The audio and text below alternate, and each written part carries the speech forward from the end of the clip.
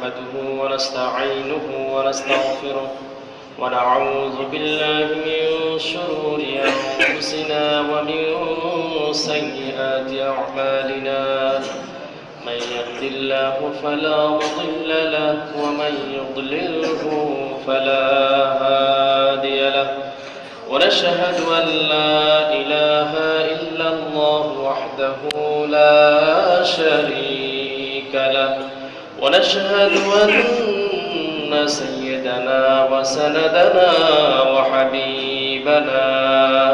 وحبيب ربنا وطبيبنا وطبيب قلوبنا ونورنا ونور عيوننا ومولانا محمدا عبد الله ورسوله صلى الله عليه وسلم الذي أرسله بالحق بشيرا ونذيرا وداعيا إلى الله بإذنه وسراجا وقمرا منيرا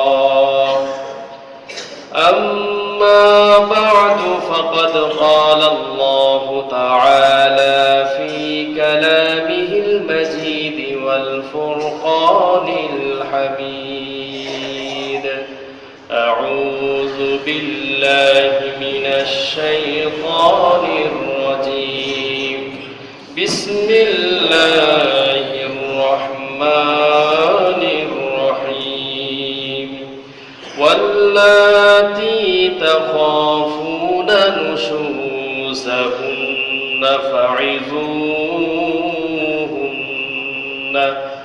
فعظوهن وهجروهن في المضاجع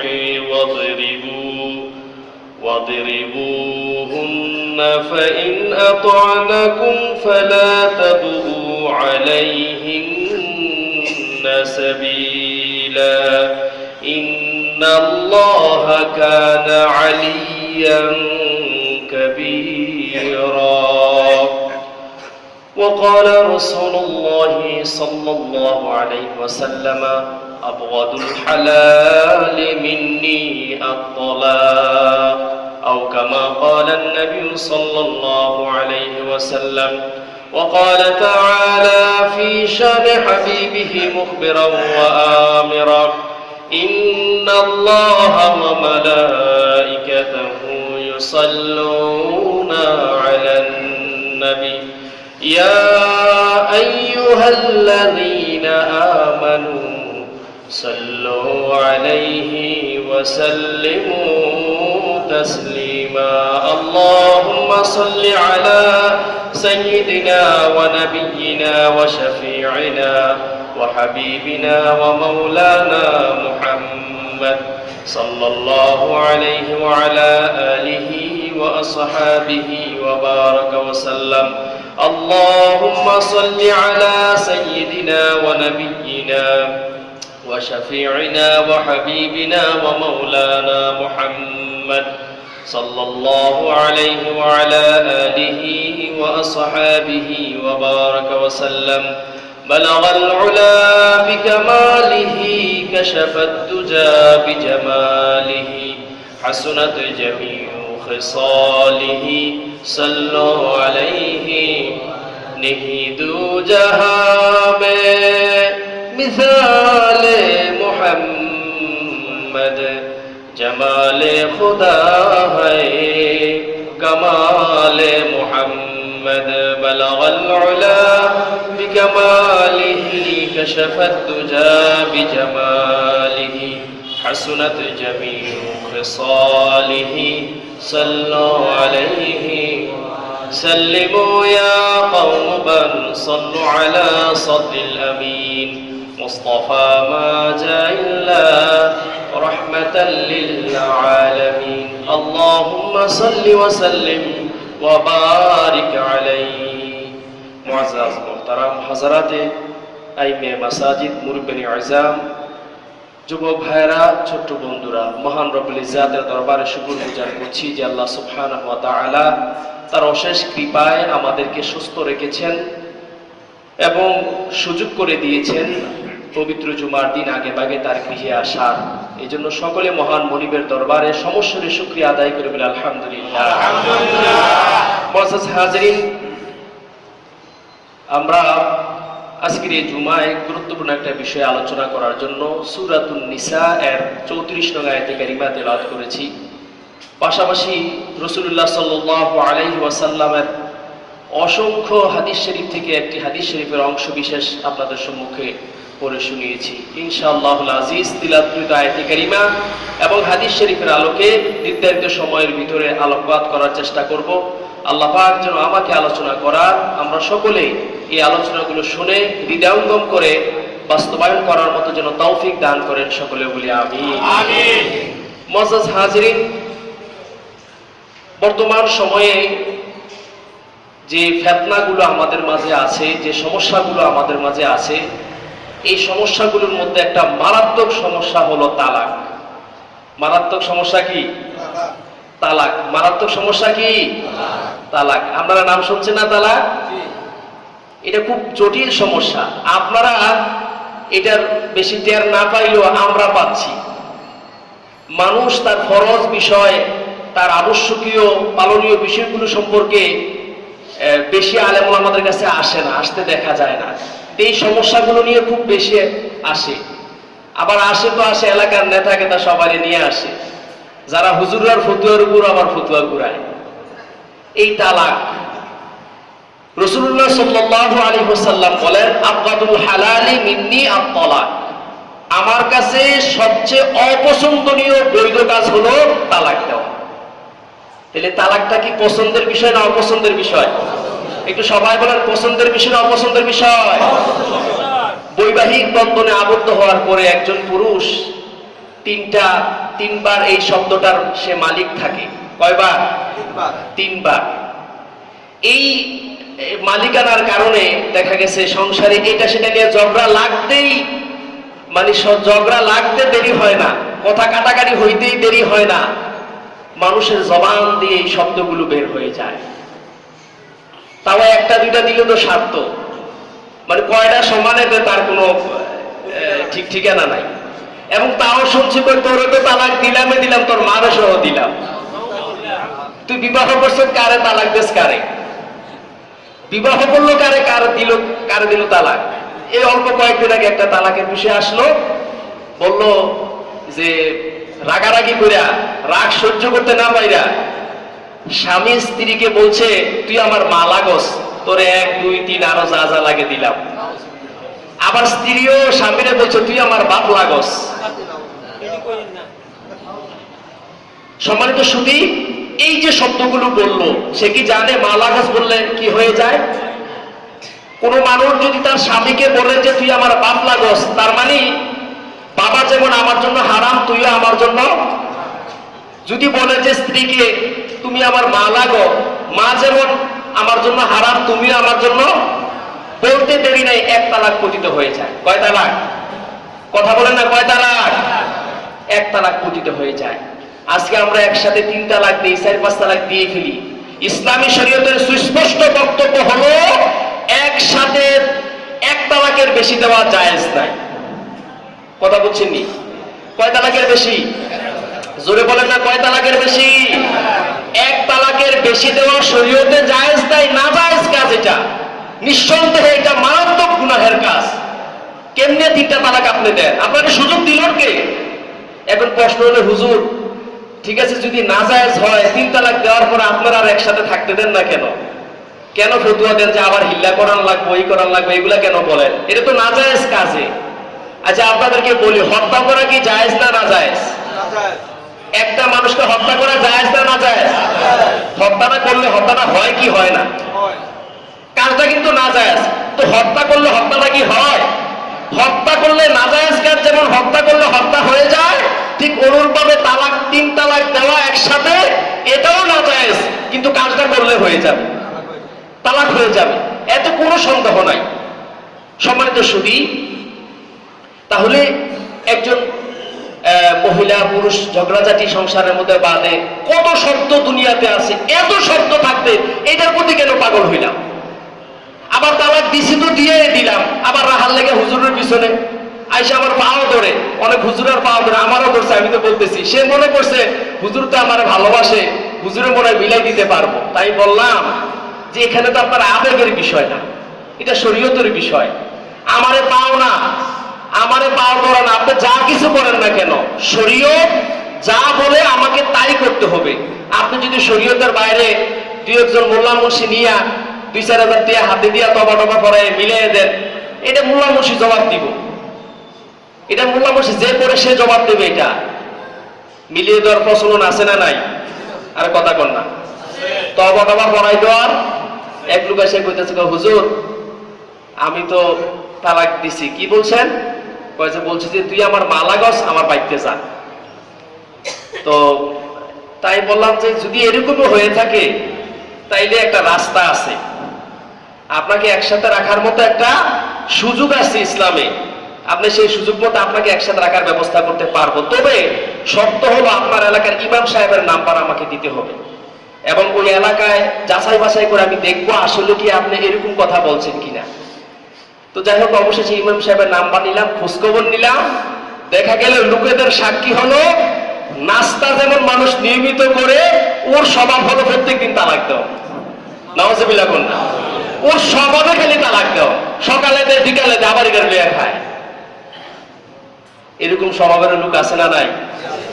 সম্মানিত সুধী, আমি যে কথাগুলো বলছি আলহামদুলিল্লাহ সামান্যতম মিথ্যার কোনো লেশ নাই, এবং আমি যেগুলোর সম্মুখীন হয়েছি আরো অনেক কিছু। পুরুষ তো তালাক দেয়, যাক মাইনা নেবেন, মহিলারাও তালাক দেয়। কারা দেয়? আরে কথা বলেন না, কারা দেয়? মহিলারাও তালাক দেয়। এই মনে হয় মাসখানেক হবে এক লোক আসছে, আমি জায়গার নাম বললাম না, ওনার নাম জানা নাই কিন্তু জায়গার নাম জানা আছে। তো আয়েশা বলতেছে যে স্ত্রী তো এইভাবে দিয়ে ফেলছে, এখন সমস্যা, উপায় কি? তাই বললাম এটার সমাধান নিতে গেলে আপনাদের যে কাবিননামা, এই কাবিননামাটা লাগবে। কাবিননামা ছাড়া এটার কোনো সমাধান দেওয়া যাবে না, কারণ কাবিনের মধ্যে 18 নাম্বার একটা কলাম আছে। এই কোন কোন কলামে হয়তো বা কোন পেজে আকবরও হইতে পারে, তবে সাধারণত 18 নম্বর একটা কলাম। স্ত্রীকে কিছু শর্ত সাপেক্ষে তালাক দেওয়ার অনুমতি দেওয়া, স্ত্রীকে শর্ত সাপেক্ষে তালাক দেওয়ার অনুমতি দেওয়া হয় ওই কলামে। কেউ কেউ বলবেন যে হুজুর আমি তো এগুলো পড়ি নাই, বিবাহ করতে গেছি, এত কিছু কি খেয়াল আসেনি, এত বিবাহের চিন্তায় আছে। আমার সামনে কাগজ আনছে, আমি স্বাক্ষর দিয়ে দিছি। আপনার একটা জমিন সামনে কাগজ আনছে, স্বাক্ষর দিয়ে দিছেন, পরে কি আর জমিনটা দাবি করতে পারবেন? মারামারি করতে পারবেন, কিন্তু যতই মারামারি করেন আপনার একটা স্বাক্ষরের কারণে আপনার জায়গা সম্পত্তি আরেকজনের হয়ে যাবে। ঠিক অনুরূপভাবে আপনি কেন যাচাই করবেন না? সেখানে ওই যারা লেখে তারাই স্ত্রীকে এই অনুমতিগুলো দিয়ে দেয়, আর আপনি সেখানে স্বাক্ষর করে দেন। স্বাক্ষর করার কারণে স্ত্রী তালাক দিলে সেটাও কার্যকর হয়ে যাবে। কথা বলছেন নি? স্ত্রী তালাক দিলেও সেটাও কার্যকর হবে। এখন স্ত্রী যে ডাইভোর্স লেটার দেয় না, ডিভোর্স লেটার দেয় না প্রত্যাহার করার জন্য, যদি ওই অনুমতিটা না থাকে তাইলে একটা দুইটা না 1-2 হাজার লেটার দিলেও কোনো কাম হইবে না। ওই অনুমতি থাকলে লেটার লাগবে না, মুখে কইলেই কাজ হয়ে যাবে। আমি কি কথাগুলো বুঝাইতে পারলাম? আমি আসলে এই বিষয়গুলো আমরা আলেম ওলামারা খুব এড়ায় চলি। এড়ায় চলার কারণে মানুষ খুব বেশি এই শব্দগুলো ব্যবহার করে। আমার ভাইরা বন্ধুরা আমার, অথচ 1000 বছর আগে রাসূলুল্লাহ সাল্লাল্লাহু আলাইহি ওয়াসাল্লাম ঘোষণা করলেন, তোমাদের মধ্যে ওই পুরুষগুলো ভালো যেই পুরুষগুলো তার স্ত্রীর কাছে ভালো। নারীর কাছে যে পুরুষগুলো ভালো, আল্লাহর কাছেও সেই পুরুষগুলো ভালো।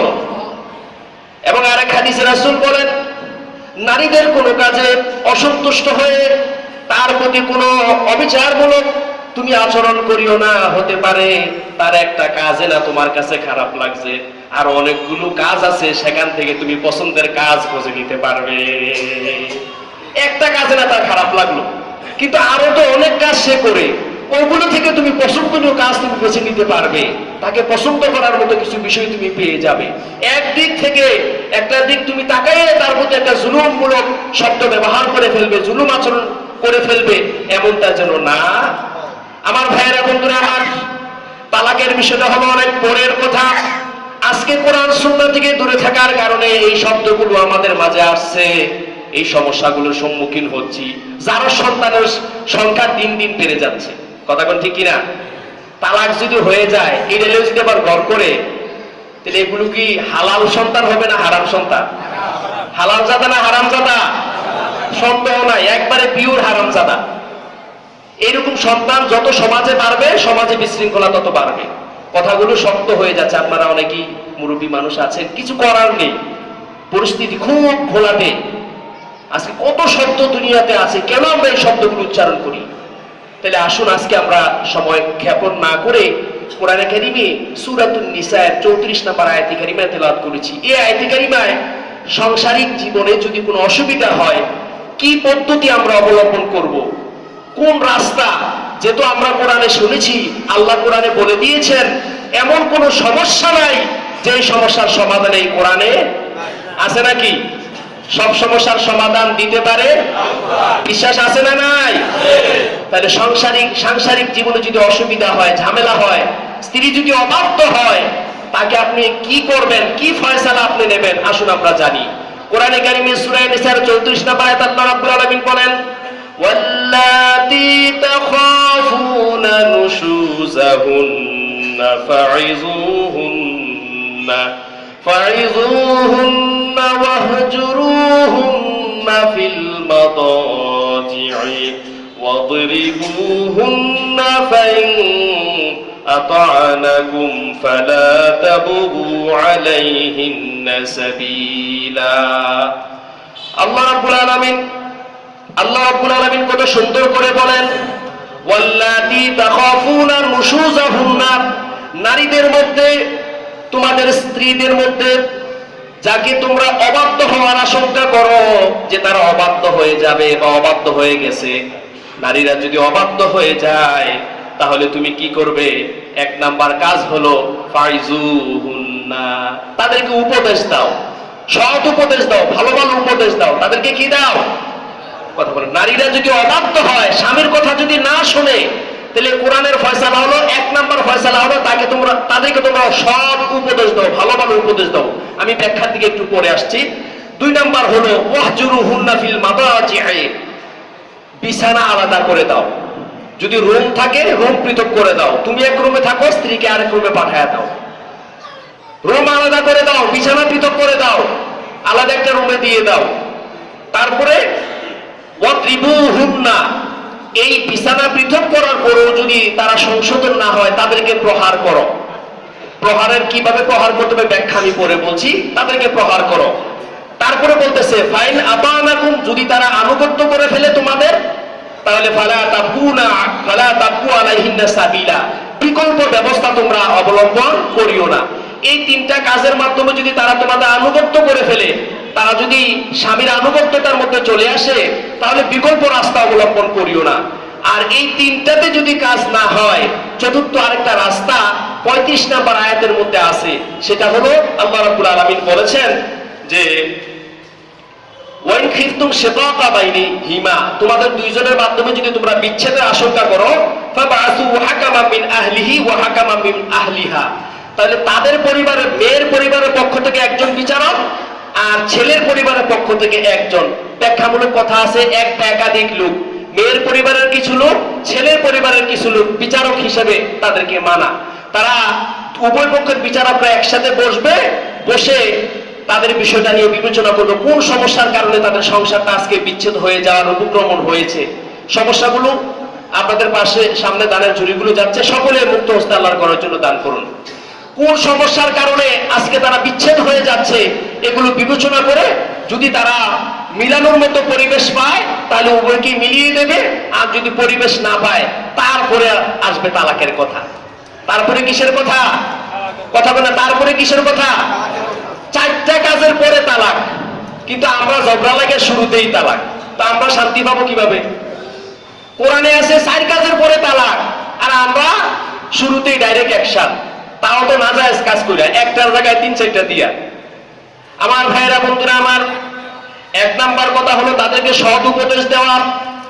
আজকে আমরা হয়তো অনেকেই সৎ উপদেশ জানি না, কিভাবে সৎ উপদেশ দিতে হয় নারীদেরকে। যদি আমরা নাও জানি, কত ভালো ভালো আলেম আছে মা বোনদেরকে নিয়ে ওয়াজ করে, স্বামীর হক নিয়ে ওয়াজ করে, এইরকম কিছু ওয়াজ তাদেরকে আপনি শোনান। হতে পারে এই ওয়াজগুলো শুনে তাদের মধ্যে একটা পরিবর্তন চলে আসবে। কিন্তু দুঃখের বিষয় হলো সত্য, যেই লোকের এই ঘটনাগুলো ঘটে এই লোকের মোবাইলে ওয়াজ পাওয়া যায় কিনা সন্দেহ আছে। যদি ওয়াজ পাওয়া যায় তাহলে এরকম ঘটনা ঘটতো না। ওয়াজ না পাইয়া আপনি পাইবেন কি গান, বাদ্যযন্ত্র, এটা সেটা। তো জ্বালার মধ্যে জ্বালা দিলে তো আরো বাড়বে এই জ্বালা, এটা কি কমবে নাকি? অশান্তি আরো বাড়বে। তাদেরকে ওয়াজ শোনাতে হবে। ওয়াজ করতে যদি বেশি ওয়াজ নাও জানা থাকে, প্রথমত তাদেরকে যে ওয়াজ করবেন সেটা হলো আল্লাহ রাব্বুল আলামিনের পেয়ারা হাবিব সাল্লাল্লাহু আলাইহি সাল্লাম বলেন, আল্লাহ পাক যদি পৃথিবীতে আল্লাহর পরে কোন মানুষের জন্য সেজদা দেওয়ার জন্য অনুমতি দিতেন, তাহলে নারীদেরকে বলতেন তারা যেন তাদের স্বামীর পায়ে সেজদা করে। এই অনুমতি নাই।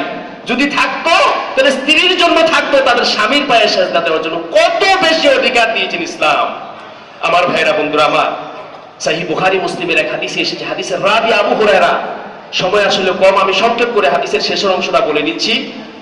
রাসূলুল্লাহ সাল্লাল্লাহু আলাইহি সাল্লাম বলেন, যদি কোনো পুরুষ তার স্ত্রীকে তার বিছানায় ডাকে, আর ওই স্ত্রী যদি তার স্বামীর ডাকে সাড়া না দেয়, আর স্বামী যদি রাত্রটা কষ্টে কাটায়, তাহলে আল্লাহর ফেরেশতারা সকাল হওয়া পর্যন্ত ওই মহিলাকে অভিসম্পাত করতে থাকে। যেরকম না, নাউজুবিল্লাহ।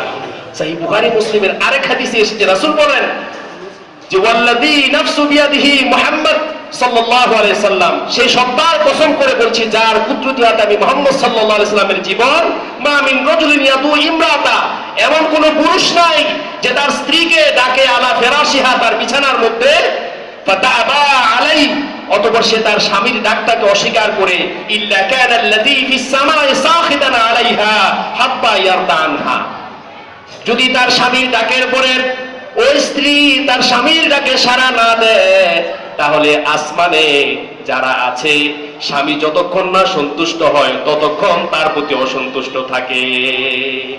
আসমানবাসী তার প্রতি অসন্তুষ্ট হয়ে যায়। আর হাদিসে আসছে, যদি উটের পিঠে আরোহণ করবে এমত অবস্থায় যদি স্বামী তাকে ডাকে, সেজন্য তার স্বামীর ডাকে সাড়া দেয়। সুবহানাল্লাহ বলে। তবে আমরাও তার শারীরিক অবস্থার প্রতি বিবেচনা করব। আমার বিশ্বাস এমন কোন পুরুষ পাওয়া যাবে না যে স্ত্রী অসুস্থ সে সময় তাকে জ্বালাতন করবে, আছে নাকি? আমার মনে হয় না এমন পুরুষ পাওয়া যাবে। কিন্তু আমরাও বিবেচনা করবো। কিন্তু ইসলাম কি বলছে? ডাকলে অবশ্যই স্বামীটাকে সাড়া দেবে।